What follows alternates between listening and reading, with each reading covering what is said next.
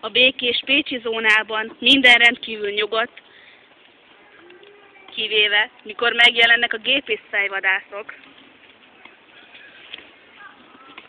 akik mindig minden körülmények között részegek, és egyszerűen megállíthatatlan kártevők.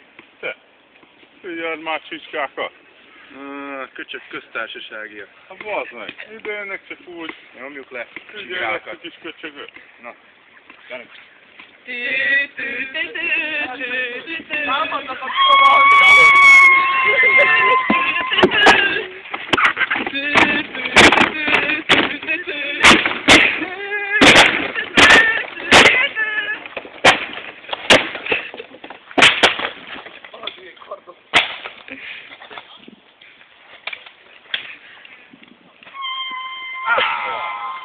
Spidolén a hercegnőt megpróbálja megvédeni hűsgyedi lovagja. Egyszerűen a gépészfejvadászok nem tudnak mit kezdeni, hiszen a gépészek legyőzhetetlenek és fantasztikusak. A hercegnőt megölik, és a gépészek nyernek, hisz gépész a király!